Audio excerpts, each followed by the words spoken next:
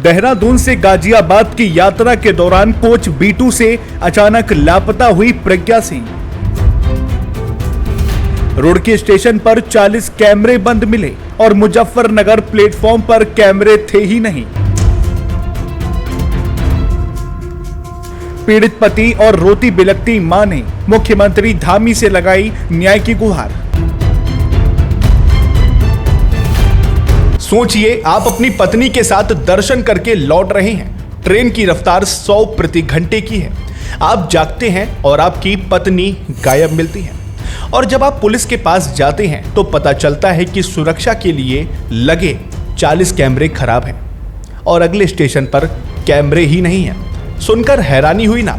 चलिए इस पूरे मामले से आपको रूबरू करवाते हैं। नमस्कार, मैं हूं अर्चित और आप देख रहे हैं आज का हिंदुस्तान न्यूज। आज की ये खबर सिर्फ एक न्यूज रिपोर्ट नहीं है, बल्कि उस सिस्टम का पोस्टमार्टम है जो बड़े बड़े दावे तो करता है, लेकिन जब एक नागरिक मुसीबत में होता है तो हाथ खड़े कर देता है। उत्तराखंड की पावन धरती जहां लोग श्रद्धा के साथ जाते हैं, वहां से एक ऐसी खबर आई जिसने सबको झकझोर कर रख दिया। कानपुर की प्रज्ञा सिंह, जो अपनी शादी के कुछ ही समय बाद पति के साथ केदारनाथ बाबा के दर्शन करने गई थी, वो अचानक चलती ट्रेन से गायब हो गई। 40 घंटे से ज्यादा का समय बीत चुका है, लेकिन ना तो पुलिस के पास कोई जवाब है और ना ही रेलवे के पास। आज हम इस 10 मिनट की विशेष रिपोर्ट में एक एक कड़ी जोड़ेंगे और पूछेंगे कि आखिर प्रज्ञा कहां गई। दोस्तों, घटना 5 मई 2026 की है। मनीष अग्रहरी और उनकी पत्नी Pragya Singh Nanda Devi express train number 12402 में देहरादून से सवार होते हैं। गाजियाबाद तक का सफर था। Coach number B2 seat number 59 और 64। दोनों केदारनाथ की यात्रा से थके हुए थे और गहरी नींद में सो गए। मनीष बताते हैं कि हरिद्वार स्टेशन पर कुछ पैसेंजर आए तो उन्होंने प्रज्ञा को ऊपर की बर्थ पर शिफ्ट कर दिया और खुद नीचे सो गए। लेकिन जब मुजफ्फरनगर के पास उनकी नींद खुली तो प्रज्ञा गायब थी। मनीष ने जो बयान मीडिया को दिया, उसे सुनकर किसी का भी दिल दहल जाएगा। सुनिए उन्होंने क्या कुछ कहा। सुना आपने, अब बात करते हैं। मेरा नाम मनीष अग्रहरी है। मैं और मेरी पत्नी प्रज्ञा सिंह, तो हम लोग ने केदारनाथ जाने का प्लान किया था 2 तारीख को। 2 तारीख को हम लोग केदारनाथ पर पहुंचने की ट्रेन में बैठे थे गाजियाबाद से। हम लोग पहुंच गए थे वहां पर सकुशल। फिर वहां पे हम लोग ने अच्छे खासे से ट्रिप किया। वहां पर 5 तारीख को हम लोग को लौटने का था रात को देहरादून से गाजियाबाद के लिए। हम लोग वहाँ पर पहुँचे देहरादून में अपने ट्रेन में बैठे। ट्रेन में बैठने के बाद हम लोग तुरंत सो गए क्योंकि थके हुए थे बहुत ज़्यादा इतना ट्रैवल करने के बाद। तो उसके बाद हरिद्वार स्टेशन आया। हरिद्वार स्टेशन में उनकी सीट को ऊपर मैंने शिफ्ट किया क्योंकि कुछ पैसेंजर आए थे। उसके बाद फिर मैं सो गया। उसके बाद क्या हुआ कि मैं जब मेरी नींद खुली तो वो मुजफ्फरनगर आगे स्टेशन क्रॉस कर गया था और मैंने पाया कि मेरी पत्नी जो है वो अपनी सीट पे नहीं है। तो मुझे लगा कि वो शायद अपने वॉशरूम गई होंगी, बाथरूम गई होंगी। बट 5 मिनट बाद देखा कि वो तब तक नहीं आई। मैंने उनको कॉल किया, कॉल स्विच ऑफ जाने लग गया। मैं उतरा, सारे चेक किए, सारे बाथरूम चेक किए, सारे बोगियों के लेफ़्ट राइट। वहाँ पे लोगों से पूछा कि किसी को उतरते देखा। मेरी वाइफ को पिंक कलर का, उसने डार्क गहरा पिंक कलर का सलवार सूट पहन रखा है। तो फिर मैंने उसके बाद पुलिस कंप्लेन करी। वहीं पर रेलवे कंप्लेन 139 पे डायल किया हेल्पलाइन के लिए, तो कोई भी ज़्यादा एक्शन नहीं लिया गया। फिर जब मैं देखा कि नहीं दिख रही, तब तक मैंने वेट किया। मैंने कहा कि हो सकता है शायद गाजियाबाद उतर जाए, तो गाजियाबाद में उसका बाकी और इसके साथ ये भी है कि उसके साथ वो मोबाइल भी था उसका पर्सनल, वो भी नहीं काम कर रहा। उसकी स्विच ऑफ हो रखा है और बाकी का सारा सामान उसकी बर्थ में ही था, तो जो कि मैं गाजियाबाद में लेके उतर गया। फिर मैं वहाँ से गाजियाबाद के GRP और RPF के थानों में गया। वहाँ पर स्टेशन गई, वहाँ पे उनसे कंप्लेन किया।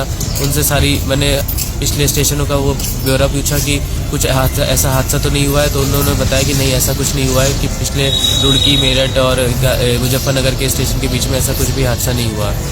उसके बाद से टाइम हो गया, मेरे ख्याल से 40 घंटे से ऊपर हो रहा है। मुझे अपनी पत्नी का कुछ भी 1% भी मुझे उसका बारे में नहीं पता चल पा रहा कि वो कहाँ पर है इस समय।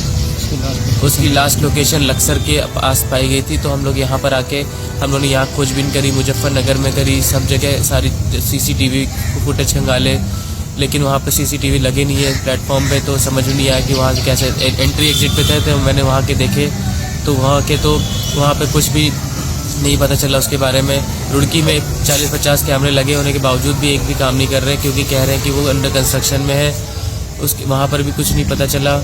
उस सबसे हैरान करने वाले सच की जो प्रशासन की लापरवाही को उजागर करता है, जब मनीष ने रुड़की और मुजफ्फरनगर स्टेशन पर सीसीटीवी फुटेज खंगालने की बात कही तो हकीकत कुछ और ही निकली। रुड़की स्टेशन पर सुरक्षा के दावे करने वाले 40 से ज्यादा सीसीटीवी कैमरे बंद पड़े थे। स्टेशन मास्टर का बहाना था कि अंडर कंस्ट्रक्शन होने के कारण ये काम नहीं कर रहे। और हैरान करने वाली बात तो यह है कि मुजफ्फरनगर स्टेशन के प्लेटफॉर्म पर तो सीसीटीवी कैमरे लगे नहीं हैं, जिससे यह पता ही नहीं चल पा रहा कि वहां से कोई उतरा या फिर नहीं। सोचिए, जहां लाखों श्रद्धालु कल एक मेरी घर की कजन केदारनाथ से दर्शन करके आ रही थी, यहाँ लश्कर के आसपास वो मिस हो गई। उसके लिए हम लोग कल से ढूंढ रहे हैं उसको। ठीक है, यहाँ हम लोग कैमरा चेक करा, किसी स्टेशन पे कोई कैमरा चालू नहीं है। और ये स्टेशन मास्टर जिनका नाम है KR मीना, ये बोल रहे 40 कैमरा मेरे एक्टिव हैं। GRP कह रही कि कैमरे बंद हैं। अब मैं किसकी बात मानूँ कि ये बोल रहे कैमरे, मैंने इनसे कहा लिख के दीजिए कैमरे चल रहे हैं आपके। कोई भी अगर हादसा हो जाता है स्टेशन पे तो कहाँ से हम फुटेज निकालेंगे, क्या करेंगे, कैसे ढूंढेंगे? तो कोई आतंकवादी घटना घट जाएगी तो कौन जिम्मेदार होगा इसका? इतनी बड़ी यात्रा केदारनाथ बद्रीनाथ 4 धाम की यात्रा चल रही है, एक लड़की मिस हो जाती है। 24 घंटे से हम लोग आज परेशान घूम रहे हैं। अभी तक हम पैदल यही देख रहे हैं, पुलिस के पीछे पीछे चल रहे, फुटेज देख रहे हैं, ये कर रहे हैं, वो कर रहे हैं। 36 घंटे से ऊपर हो गए, कोई कार्रवाई अभी तक नहीं हमको मिल पा रही है। जैसे जैसे शाम तक हम लोगों को पता चला कि लास्ट लोकेशन क्या है, फिर हमको बताया गया कि आप लक्सर जाइए, लक्सर की लास्ट लोकेशन है। लक्सर हम लोग आए, फिर यहाँ पे हम लोगों ने कोशिश की, पूरा दिन निकल गया। शाम को जाके उसकी FIR दर्ज हुई। फिर उसके बाद लक्सर में जो लोकेशन थी वहाँ पे लोकेशन पे पहुँचे लोग, वहाँ पे भी ढूंढने की कोशिश की, वहाँ पे भी कोई अता पता नहीं है। कोई CCTV कैमरा कहीं पे काम नहीं कर रहा, ना रुड़की में CCTV कैमरा है, ना आपके मुजफ्फरनगर में कोई CCTV कैमरा है। कहीं पे भी जा रहे हैं रेलवे में कोई मदद नहीं मिल रही है, कहीं पे भी कोई CCTV नहीं, अंदर नहीं, बाहर नहीं, रेलवे में नहीं, ट्रेन में नहीं, कहीं से कोई सुराग नहीं मिल रहा है। पुलिस कह रही है कि काम कर रहे हैं, अब कैसे काम कर रहे हैं, वो अपने तरीके से कैसे काम कर रहे हैं वो पता नहीं। अभी तक तो हम अपने पर्सनल देखा जाए तो हम लोगों ने काफ़ी खोज किया है, लोकल होटल्स हैं, हॉस्पिटल्स हैं, हम स्वयं खुद गए, पता किए, चेक किए जितना हम लोग से हो सका। और पुलिस को हम काफ़ी सरकार से भी अनुरोध करते हैं कि इस प्रकरण में काफ़ी ध्यान दें और जल्द से जल्द जो है लड़की को तलाश करने में मदद करें। आते हैं वहां सुरक्षा के नाम पर सिर्फ शोपीस लगे हैं। प्रज्ञा के मोबाइल की आखिरी लोकेशन बहादुरपुर खादर के पास मिली थी, लेकिन वहां भी पुलिस को अब तक कुछ भी नहीं मिला है।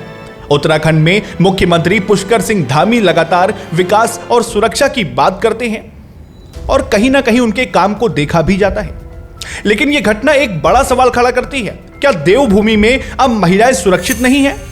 एक नवविवाहित का ट्रेन से इस तरह गायब हो जाना और 40 घंटे तक उसका कोई सुराग ना मिलना, क्या यह हमारे इंटेलिजेंस और पुलिसिंग की हार नहीं है?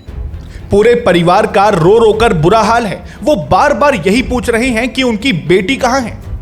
सवाल तो यही है कि क्या मनीष सिंह, मेरी बेटी केदारनाथ गई थी दर्शन करने बाबा के, वहाँ से लौट रही थी अपने पति के साथ। देहरादून से गाजियाबाद वाली ट्रेन में बैठी थी, बीच में कहीं मिस हो गई, मिल नहीं रही है। रेलवे पुलिस भी नहीं कोई साथ दे रही है। मेरे बच्चे वहाँ पर ढूंढ रहे हैं। भगवान के लिए सब लोग हिंदू मोबाइल रील को शेयर कर दो, मेरी बेटी मिल जाए। उसका नाम प्रज्ञा सिंह है। 1.5 दिन हो गए, 36 घंटे उसका कहीं पता नहीं चल रहा, कोई सुराग नहीं मिल रहा। भगवान के लिए सब लोग हेल्प कर दो, मेरी बेटी मिल जाए।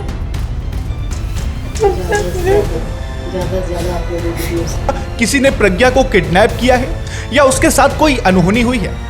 लक्सर कोतवाली में गुमशुदगी की रिपोर्ट दर्ज है, जिसकी संख्या 0027/2026।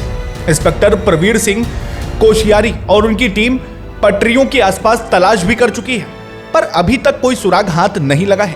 प्रज्ञा की उम्र 29 से 31 साल बताई गई है। कद 5 फुट है और बाएं गाल पर तिल है। अगर आपको प्रज्ञा के बारे में कोई भी जानकारी मिले तो तुरंत पुलिस को सूचित करें या दिए गए इस नंबर पर कॉल करें। हम सरकार से भी मांग करते हैं कि इस मामले में जल्द से जल्द कार्रवाई हो और प्रज्ञा को सुरक्षित घर वापस लाया जा सके। सिस्टम की इस गहरी नींद को तोड़ना अब जरूरी है। फिलहाल बने रहिए हमारे साथ। इस खबर पर हमारी नजर लगातार बनी हुई है।